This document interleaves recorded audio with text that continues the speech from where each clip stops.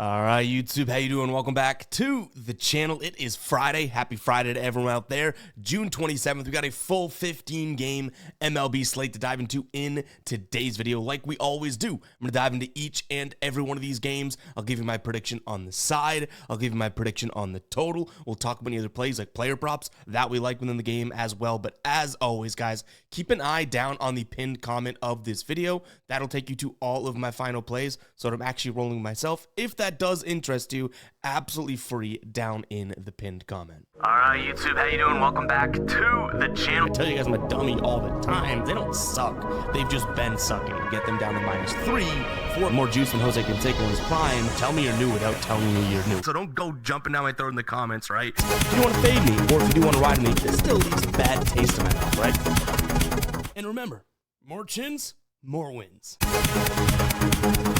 All right, yesterday, a 3-2 night. I guess the bigger highlights would be Blue Jays money line for plus money, and then that Phillies-Astros race to 6 runs, low-scoring game for the entirety of that game. We had that pegged. We put a little extra on that because it was such a juiced play, and then Cubs money line there, -123. Our losers being the Marlins and Giants first 3 under. We'll talk a little bit more about that game in just a second when we get to the ride of the day. And then Matt Wallner, under 1.5 hits, runs, and RBIs. I swear, when I take these unders for the players, it's either the best call in the world, like they don't even touch the ball, right? They just get up like 4 times, strikeout every time, or they hit a home run. It just seems like it works out like that. Jorge Polanco ends up not starting and playing there. So, yeah, 3, 2, and 1 with the push night, but we shall take it. A little bit of green there. Speaking of green, pumping some crowd noise. New ride of the day cash here from Adrenaline Junkie Dave. Had Jansen Junk over 3.5 strikeouts. Junk finished with, I believe it was 5 strikeouts, so that cashes. We'll drop the cha-ching for Dave there. But I also we didn't ride with this. This was not the official play. The official play was Junk. But for the ride of the day, he also said, I kind of like, Miami first 5 money line. They crushed the game, so good call to Dave there. We've now updated the spreadsheet here with the tracker. You could see Dave highlighted because he is active, and day number 1 in the books there, cashing that for -105. If you guys don't know what the ride of the day is, it's simple. It's something cool we do with the community and the audience here. Use that hashtag ride of the day or ROTD down in the comments. Give me your favorite play of the day. I jump on board with one person's pick each and every day. I then give you a shout out in the next video, win or loss. Win or loss. If you do win, we continue to roll with you. So looking forward to seeing what Dave rolls with today. If you do lose, you get the shout out.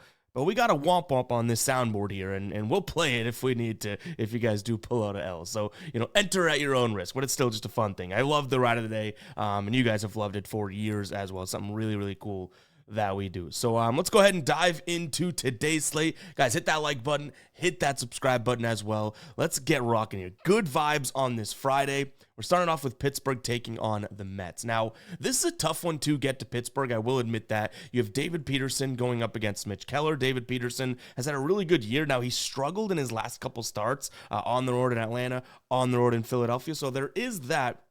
But Mitch Keller's kind of been the definition of mediocre lately as well. The one thing that I will say, and like I said, I ultimately think this is going to be a Mets side because it's hard to get to Pittsburgh. But if you like the plus money behind Pittsburgh, there are a couple pieces that you're probably clinging to. For example, Mitch Keller, 97 plate appearances against this current Mets roster, 176 batting average against, a strikeout rate of 21%, launch angle 7.4, WOBA of 259. So he has some damn good numbers against this Mets team, right? And even using our dashboard, and we'll explain a little bit more about the dashboard later in the video if you guys want to access yourself. But look at this slider is going to be a main pitch for him, right? It's like the one pitch the Mets can't hit over the last 30 days. So I do think that those are little pieces that you can kind of toss out and think, maybe we're throwing something at the wall and hope it sticks. The problem is this is still a terrible lineup in Pittsburgh, right? So even if Keller pitches well, can we count on run support? I don't think so. I'm going to lean towards the Mets in this one, but I don't mind the idea of an under. I think that Keller may be able to provide, 5 innings of 2-run, 3-run baseball, which might be okay here. And then David Peterson hopefully can go out there and continue to pitch well. Now, he struggled against righties, a lot of righties in this lineup. That might be another thing for Pittsburgh.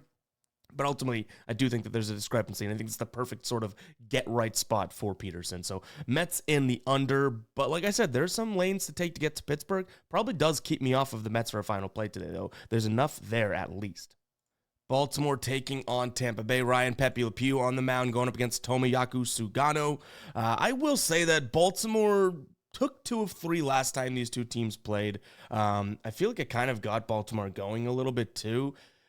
But right now the Rays are playing much better baseball. They've won 5 of their last 6, 7 of their last 3. They do have, I do think Sugano in theory is better than Ryan Pepio, but Pepio's been better, I guess, to some degree this year, and he's been really, really good in his last few starts. Now, he hasn't faced the most world-beating offenses, but one of his best games of the year, 8 innings pitched, 1 earned run, 11 strikeouts, came against this Baltimore team. So obviously, he's got what it takes to kind of go up against them. I don't mind the idea of a first 5 under. I really do think Sugano kind of shows up and is able to pitch well here against this Tampa Bay team just because of his pitch mix. So right now they are hitting fastballs and sinkers really, really well. He does throw the fastball and sinker, but he's gonna throw the splitter a lot, the cutter a lot. He'll mix in the curve, because Sugano can get creative and pitch a lot. I do think that he might be able to suppress this Tampa Bay lineup that's been pretty good a little bit. So I think first 5 under backing both these pitchers could be something that I consider. It is a little bit risky. I will say that, especially the way the Rays have been playing. But I'm giving Sugano a little bit of trust and hoping Pepio just keeps doing his thing. So I think it's going to ultimately be a Tampa Bay spot for me, but where I give Baltimore credit is with the pitching. First 5 under is what I'll look at. And again, I'm sure there's going to be a lot of people thinking, I don't know, with this Tampa Bay lineup, and I get that. But again, Sugano should be 5 innings, 2 earned, maybe, that type of thing. And that's serviceable for a first 5 under, especially if you expect Pepio to pitch well. So give me Tampa Bay in some form of an under, probably in the first 5. Yankees taking on the A's. This one, don't have too much for you. Will Warren against Mitch Spence. I haven't been the biggest of Will Warren guys, but he does keep proving me wrong to some degree. Now, Mitch Spence hasn't been terrible. I can't go down a lane and say that, but ultimately it's still the Yankees, right? So Mitch Spence, last few starts here, looking okay. I think he only has, 4 or 5 starts on the year, starts-wise. But I've also seen Clark Schmidt's name thrown out there. But either way, Will Warren's been okay, right, for the year. He's kind of impressed a lot of people. Clark Schmidt's had a lot of good starts in a row. I think a couple in a row scoreless. So, yeah, it's going to be Yankees. They'd be some sort of parlay piece for me, though. Maybe somewhat of a Yankees team total over, though. I do think that Mitch Spence is a dam that might be breaking. And not to say that he's been like a dam. He's been okay over his last few starts. But his last start, and that was against the Guardians, right? 4 2/3, 4 earned. That was by far his worst start of the year. The Yankees are even better than the Guardians. So Yankees in some sort of an over, but I do think the price has kind of turned me off of all of this altogether so far. Next up, we got the Red Sox taking on Toronto. We have been cashing a lot of checks here with Toronto lately. Yesterday being a plus. We got them at plus 110. I think if we waited, we would have got a way better number. They ended up closing at plus 120. So didn't get the CLV there, but still a nice little plus money to hit, right? Gosman ended up pitching, I think it was 7 or 8 innings. Today we have Barrios on the mound against Brian Bayo. Bayo hasn't necessarily looked terrible. I don't think he's gone out there and looked all that dominant, but he has been pitching into this, through the 6th inning, into the 7th inning lately, much like that 7th inning start against the Yankees recently too. But Barrios, like I said, has been pretty good. He has that one spot start against the Phillies where he didn't look all that great, but ultimately he's been pretty damn good. So I do think you have 2 good pitchers here. And Bayo, last couple starts against Toronto have been serviceable. So I think that we could see some decent pitching. My problem here is the pitch mix. Even the sinker, that's what Barrios is going to throw a lot of, right? He's a very good sinker. Red Sox can hit his sinker. Same thing on the side of, Bayo, right? Sinker, slider, both those pitches Toronto hit. So I'm kind of conflicted here to think, are these guys going to be serviceable or are the pitches going to be really fitting the eye of both squads? I'm not sure. So I've gone back and forth on the total. I think ultimately I would land on the idea of maybe an overs because I think late runs could come in this, but first 5 under, which kind of shows the juxtaposition, right? So I think the pitchers will pitch well for most of the game, but I could see some runs filling in late. Little confusing, if to say the least. Where it comes to the offensive side is where I do think Toronto obviously gets the edge, and where I think that this number and this price kind of also confusing, right? Seems unavoidable for 1, but 2 seems kind of like a trap. Toronto's definitely playing better baseball than this Red Sox squad, I would say, based on their offense. They've lost a few games in which they scored just 1 run or 2, but those have been a little bit more few and far between. Even one of their losses against Cleveland, they scored 4 runs, right? The Red Sox have been struggling to get to 4 runs. So I do think Toronto has the better offense here, and they're playing better offense over the last couple weeks. So Give me Toronto, but the fact that they're only like a pick'em right now with what I'd consider a better offense kind of seems a little trappy, right? And we've made, like I said, we've made a little bit of coin lately with this Toronto team. I don't think we need to force it. So this is a slight lean to Toronto. You're probably just as confused as I am after listening to me, right? This is a game in which I've kind of pattered my brain back and forth here. But ultimately, I would say first 5 under, weirdly enough, full game over, and Toronto money line. But we'll see if we put any of our hard-earned bread on this one. With a lot of question marks here, I'm not sure. Should be a good game, though. Should be a good game. Detroit taking on Minnesota. First thing I'm looking at here is a potential look at an over. David Festa against Sawyer Gipson-Long. Neither one of these guys I'm all in terms of wanting to back a pitcher. And what I will say about the offense is I think we could get some runs here, right? Minnesota maybe started to get things going with that last game in Seattle. I think it was, 10 runs scored. Detroit, obviously their offense looked pretty damn good over the last few games. They did have the 0-run game against the Athletics, I get it. But before that, 9, then 11, then 8. So 3 of their last 4, they've scored 8+ runs. So hopefully the offense still goes.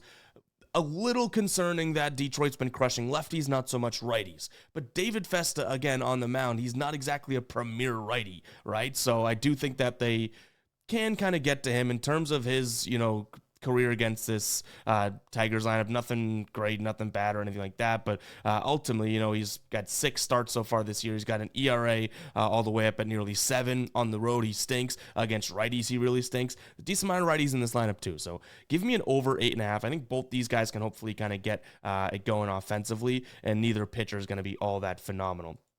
Gipson-Long, we don't even know exactly what we'll get out of him, right? There's games in which he's pitched 5 innings, and then games in which he's by choice, they've taken him out after like 3 innings. So we'll see what we get there, but I do think an over could be in play 8.5. Detroit's still the team at home here, and I think I would trust them a little bit more if you needed something on the money line. But yeah, I've said it multiple times. Over is probably what I'm looking at. I would peg this one, right around 9, though. So it's not like I'm sitting here being like, wow, this thing's going to be an absolute skyrocket of a game. But I do think that we get to 4-4, and that 9th run comes in to win the game for either squad, because you can't end 4-4, and boom, you're over that total, right? So give me the over. That's probably what I like the most in this one. Next up, Cincinnati taking on San Diego. Nick Martinez on the bump for the Reds, going up against Dylan Cease there for San Diego. The San Diego offense, I still worry about. Even with all the names on their team and whatnot, they just don't look all that, great. Like, they won against Washington in that closeout game, or third game of the series a couple days ago, 1-0. You know what I mean? Washington scores 2 runs, they lose. Cincinnati's offense has been on fire, and then it'll stop for a little bit, and then it goes back on fire, and they did just score 1 run against the Yankees a couple days back. So now that's worrisome, because all of a sudden we sit here and we're like, well, if they're about to go into their one of their ruts, we could be in trouble if we're like in Cincinnati. Ultimately here, I do think for the price you can get Cincinnati at, plus 130, like around that is what I just last saw. Let me get an updated line there. Cincinnati, plus 125. Like, that's a price in which I would say that's the side I lean towards. Dylan Cease, obviously a good pitcher. He's actually been pretty damn good. Only start that, he hasn't looked great in the last couple weeks has been against the Dodgers. But Nick Martinez, looked pretty damn good before getting blown up by Minnesota. But this is not the same. Like, this San Diego lineup, I'm not all that worried about. You know what I mean? So I do think that Cincinnati for the plus money could be a spot. But ultimately, I don't know if I can fully trust their offense. Something about this spot and how Dylan Cease is obviously going to throw a lot of fastball slider. One of those is working today. I feel like Cincinnati's either always hitting the off speed or always hitting the stuff, the velocity stuff. Never the both. You know what I mean? So yeah, we'll see. That's gonna be a tough one to predict. So I'm gonna still go Cincinnati, but I don't necessarily know if there's gonna be a lot of runs scored in this one. So maybe I could get behind like a San Diego team total under, just trusting an offense that's definitely cold. We'll see. And I just realized that the date here has been wrong the whole time. We just fixed it. 15 minutes into the video. Good job, Ev. All right, Cleveland taking on St. Louis. Sonny Gray on the mound going up against Luis Ortiz. Ortiz coming off of a decent start, right? It was against the Athletics, but 6 innings pitched, 10 strikeouts, 0 earned. Sonny Gray's been really good. I mean, he has a one bad little knock on his record recently. I was against Milwaukee, 4 1/3, 6 earned runs. But prior to that, we had 2 starts of shutout baseball. He bounces back from that against Cincinnati, 1 run through 5 innings, and he has some really good numbers against this current Cleveland team in terms of the roster that, comprises. It's the guys on the team. 136 plate appearances against, average against of 246, expected WOBA 305, launch angle at 11.6, K rate of 21%. I think Sonny Gray is, I guess by far and away the better pitcher in this matchup here. There's a lot of lefties on this Cleveland squad, and Sonny Gray's been really good against lefties. In fact, I'll show you right here. So against lefties this year, you can see that's greened out, right? 1.11 whip, 2.56 FIP, expected FIP of 2.84, strikeout rate of 29%, 232 average against, and check it out, a lot of lefties. There is 6 lefties and a couple switch hitters here projected to be, or 5 lefties and 3 switch hitters projected to be in the lineup. Only 1 true righty, so he's going to be facing a lot of lefties today, and I'll explain how to get access to our dashboard in just a second, but let me finish breaking down this game. The thing I also like is that, few and far between are these green spots for Cleveland's offense, right? So sure, the sinker or the changeup, but Sonny Gray throws 6 pitches. He'll be able to mix in what, he wants. Whereas even though Luis Ortiz does throw a decent amount of pitches himself, the ones that I think he's going to rely on being the slider, okay, 10th best, right? And then the fastball. If St. Louis's offense starts to turn things around, they do have guys, in their lineup, Contreras, Burleson, Nootbaar, Gorman, that will hit fastballs once they kind of get on. So if you like the idea of what could be, St. Louis looks even better. If you like what is, I do think Sonny Gray is going to be the guy to kind of show up today. So I like St. Louis on the money line. Also considered the idea of a Guardians team total under, but ultimately, Gray, what if he does have another one of those starts where he gets hit up? Because he's been so good, even though he has 1 start in his last 4 or 5, and which has been kind of scary, I guess. This has still been a guy that I've almost been waiting to see some regression from this year, and he really hasn't been there. So I think give me the money line here, because even if Sonny Gray does have, the ultimate fail of a game or something like that, I still think that we could hit Luis Ortiz here on the St. Louis side of things. So yeah, I like that idea, but maybe a Guardians team total under, or if we're looking at that, and a Cardinals team total over, kind of like 2 ships passing in the night. Now, in terms of getting access to the dashboard, guys, you head over to GuyBostonSports.com. GuyBostonSports.com, members area right here in the top right. It'll look a little different on mobile, but you go to MLB dashboard. That is what you guys just saw. Now, I'm already logged in, so the dashboard will populate, and you can see each and every game broken out in a visual format. You can even open this up for a better, bigger view that you can download, print out, all that good stuff. If you are not logged in, it is really simple. All you have to do is sign up for a GuyBostonSports.com membership. Right here, member levels, you can see we have the All Sports dashboard, which the only dashboard we're offering right now is MLB, but we still offer this because whatever price you get in at, as long as you keep your subscription active, even if we up the price, you stay at your original price. And we do have the MLB only if you want to test that out. I highly recommend it, guys. These things are lifesavers in terms of me getting my information quickly and optimally and bringing it to the videos. So I know it helps you guys out in terms of trying to plan and carve out what you're going to be rolling with for the day. Is it something that you look at and it's going to go, oh, bet A, bet B, bet C? No. You're going to have to use your own noggin here, but this consolidates about 8 to 10 sites on any given day. I manually update a lot of it. We also have a lot of imports running to get information from websites, so you have everything all in one place. It's kind of like a starter pack of a one-stop shop. So go ahead and check it out, guys. Again, GuyBostonSports.com. Consider becoming a member. Next up, Braves taking on the Phillies. Mick Abel on the bump for the Phillies, who I do think is actually pretty good. I mean, he might be at a spot in which he goes up against really good offenses. He looks a little worse, but when he goes up against some mediocre offenses, he's looked pretty good, right? I would say Atlanta falls into that mediocre offense for me. They have Bryce Elder on the mound, who I really don't think is all that tremendous. He doesn't have the best numbers against the Phillies. I mean, last time he pitched against them was a while back, so sure. But he's going to go, slider and sinker. Even using our dashboard, it looks like the Phillies should be okay against that, right? The sinker, okay, maybe they're good against, but the slider, and that's a really cool how his pitch mix is so, visual, you know what I mean? It looks like a peace sign or whatever. But the slider that he's going to get, what is that, 39, almost 40% of the time? Slider they should hit pretty damn well. You know what I mean? You can even see here most of the lineup hitting the slider well. So for the price, this has to be Phillies for me, right? You're getting plus, I think I just got plus 133 is the number that I'm looking at right now. So I even plus 120 I think is too much. Is this a rock solid spot? No. The Phillies offense still is really, really questionable, right? So I'm not trying to sit here and tell you guys that this is a lineup to back. They scored 1 run over the last 3 games. They lost yesterday and they didn't score until the 8th inning. They lost 2-1. So there's still something going on with this Philadelphia lineup. but like, wouldn't it be just like Bryce Elder to be the guy to say, hey, I know you guys have been struggling. Let me serve up some bad pitching, because he's definitely capable of that. So do I think that he's going to go out there and get shelled? No, because I don't think the Phillies are capable of shelling anyone right now. But I do think for plus 133, this could be more competitive than people are giving it credit for. Even throw in the fact that the books right now have this at a 9/9.5 total. You're telling me that the Phillies aren't going to contribute their portion of that? You know, there's something to be noted there, just line reading as well. It's not going to be the Braves scoring 10 runs themselves. So if this is a fair line, I think that we can expect the Phillies offense to do okay today, and that means they should be able to get to Elder, right? So give me the Phillies as well as, I guess, an over, but honestly, if you wanted to get kind of freaky with a team total over, I think you get a good price with the Phillies right now. I think you can get like over 3.5, even those totals at 9 for like minus 145. That could be something to consider as well, but for that plus 133, half unit type of thing on that, I think that could be a spot for the Phillies today. We shall see, because, again, their offense has been bad.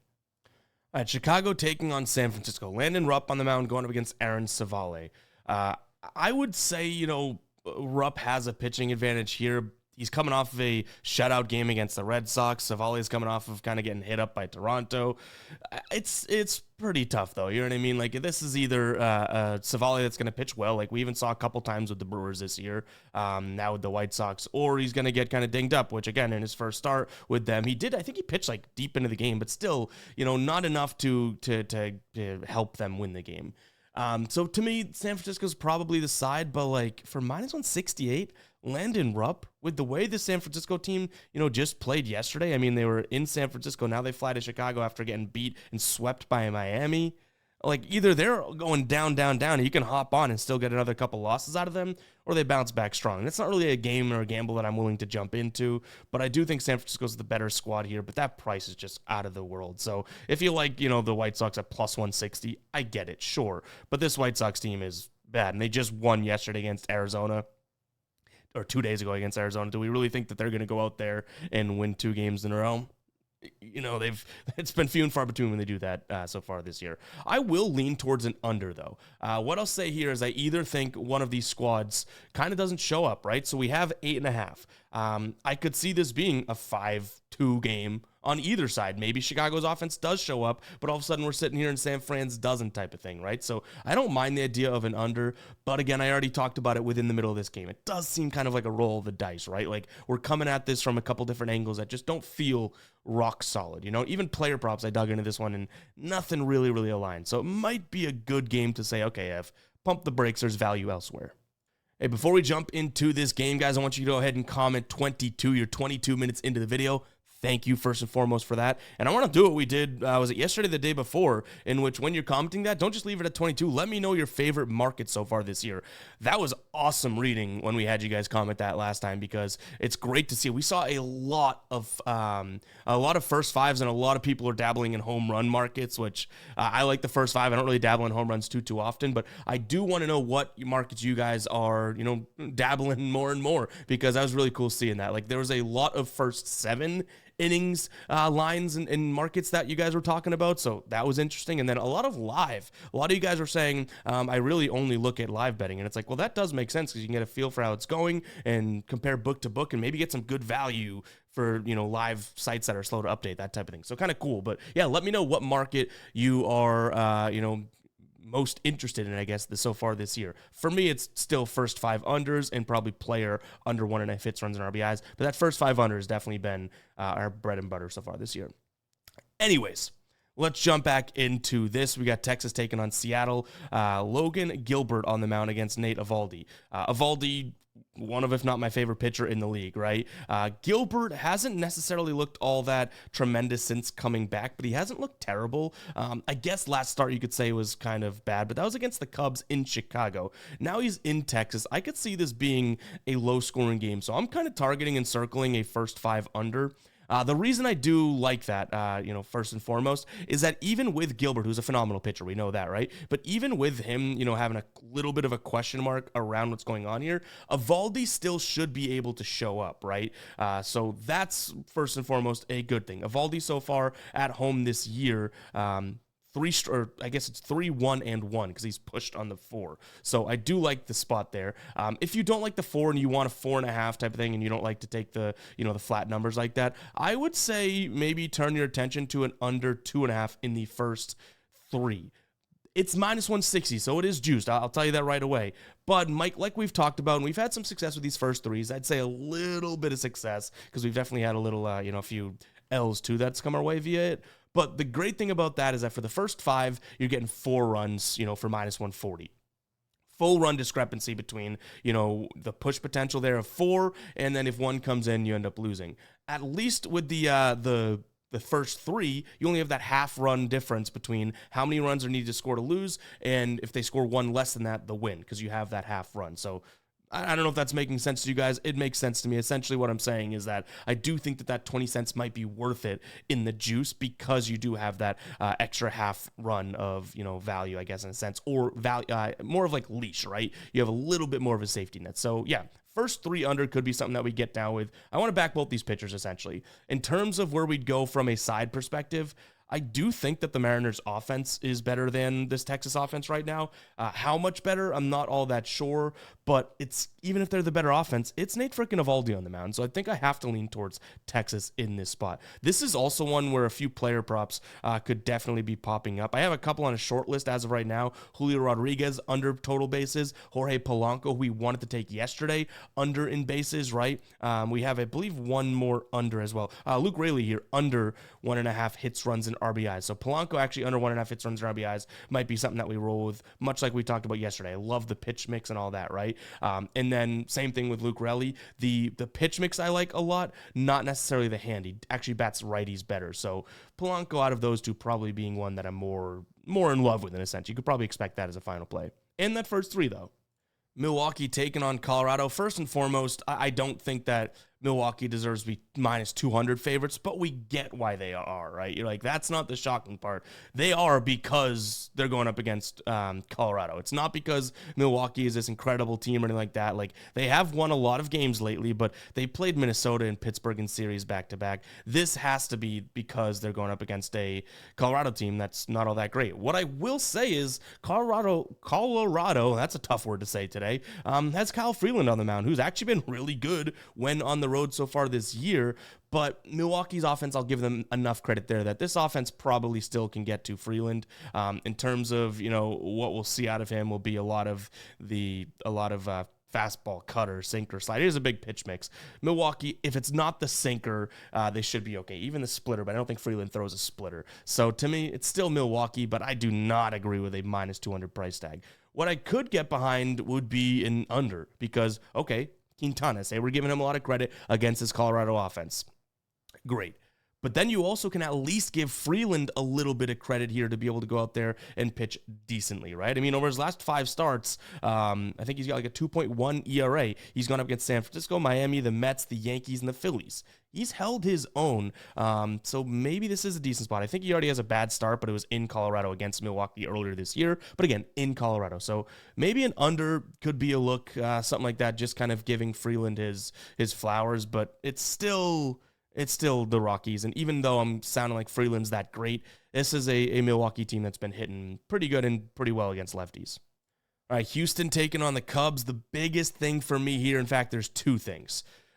Biggest thing would be that this is a fastball throwing Cade Horton, and they hit the fastball pretty well. Okay, when he's not hitting, when they're not hitting the fastball, or when he's not pitching the fastball, he's going to go to the slider. Okay, well, Houston hits the slider pretty well as well. And you can even see here, fastball checks out from player lineup perspective. Same thing with the slider. Okay, so there is that, right? Then you flip it over to this and say, okay, well, Brandon Walter is a lefty. The Cubs, last 30 days, really tough numbers against lefties. So, yeah, as much as I do want to say, hey, this Cubs offense is really good, you can get them at, plus 100 right now. It seems like it makes sense. I think we have to trust the Astros at home. They've been a very good home team this year. They've won 69.8% of their games at home. And the Cubs don't seem to be all that great against lefties. So yeah, it's going to be Astros for me. This is a really good lineup though, so I don't know if I'm diving in and jumping at taking the Astros, but it's enough for me to ignore what I wanted to like, which was originally the flashy plus money next to a good offense like the Cubs. You know, the Cubs have cashed for us, much like the Blue Jays. We've been cashing a lot with that team as well, so we have to kind of try and stay away from it, which I think there's enough warranted and data points there that tell me I'm not as confident in the Cubs as I want to be. In terms of a total, yeah, it's at 8.5. I think this Cubs bullpen has kind of started to look a lot better. Houston's obviously got a very good bullpen. If we're looking at the Cubs saying I don't think that they go out there and score a lot today, then I don't see how this one gets up and over, because even the Astros, if they put up, 4 or 5 runs, we'd need 4 from the Cubs, and that might be tough against a lefty, Brandon Walter, who's been really, really good at home so far this year, right? So maybe I'm leaning towards the under. That's scary with some of the names in these lineups, though. You know what I mean? KC taking on the Dodgers. I do think this is going to be a spot in which we consider the Dodgers. Now, for the price, maybe not, minus 150, but what really puts me over the top and kind of, putting the blinders on, not considering the Royals, some people might be like, well, it's Noah Cameron, he's really good. We've seen Noah Cameron look very, very good, but I think back to when he went up against the Yankees, right? A good offense, and it was like, oh, that's what a really good offense is, right? And they put up 6 on him through like 5 1/3. Then he bounces right back against the Athletics, and he looks good against San Diego. I get it. He's a really good pitcher. But is he that good to stop the Yankees, to stop the Dodgers, that type of thing, right? And then you have Dustin May, who, honestly hasn't been all that phenomenal, but talk about going up against a team that you look pretty good against. Last 5 games for the Royals offensively, 1 run scored, 2 runs scored, 1 run scored, 0 runs scored, 0 runs scored. Dustin may be in a prime spot here to say, all right, let's get right. Let's throw the slider. Let's throw the sinker, all that jazz. So, yeah, I think I'm going to lean towards the Dodgers in this one. Do I put it down as a final play?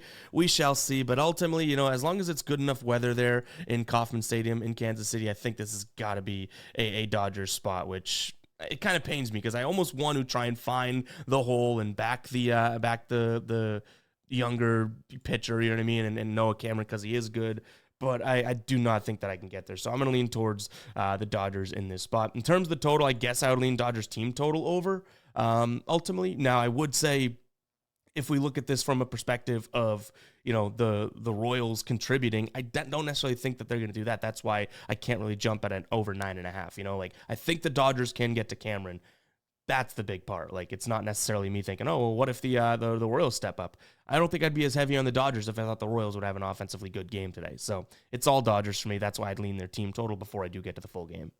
Angels taking on the Nationals. This is one of those where I guess if you want to close your eyes and throw the dart, I can't argue either way, right? Jose Soriano, though, I do think is in a better spot than Jake Irvin, so I'll say that, especially the fact that, Soriano keeps the ball on the ground. The problem is, and you can see on our dashboard, that sinker is going to be his main pitch, and we know that, right? He's one of the best at keeping the ball on the ground. You can see his ground ball to fly ball rate. Washington #1 against the sinker in the last 30 days offensively. So it's like, oh, okay, well, maybe those two counteract each other, and now all of a sudden Jose Soriano isn't in the best spot. So I guess, as crazy as it is, I'll sound the psycho alert alarm. I don't know if it's worthy of it, but Nationals for plus 150, probably what I look at just because of that sinker. But again, this is that type of game where it's like anything can happen. Neither one of these squads are all that great. And the sinker kind of puts me over the edge here, but it's not like I'm giving flowers to Jake Irvin or anything like that. This is probably a final score of, 5-4, 5-3, somewhere right around that. They have this pegged at 8.5 right now. I'll lean towards the over because I don't like these bullpens. So Nationals in the over, but it is kind of a weird one, isn't it? All right, D-backs taking on the Marlins. We have Yuri Perez on the mound going up against Merrill Kelly. Now, Merrill Kelly has had a really good year. Yuri Perez still a really highly touted, I don't even know if we can call him prospect at this point, right? But ultimately, I do think that, I think he can hold his own. I will say that. I think that this Arizona team coming off of a loss against Chicago, now back home against a pitcher that is just going to hum fastball, and even when he's on, sometimes, I shouldn't say that, because when he's on, he's filthy. If you guys don't know enough about Yuri Perez, go look up his early on highlights from a couple years ago, and then he was just gone for like 2 years, right?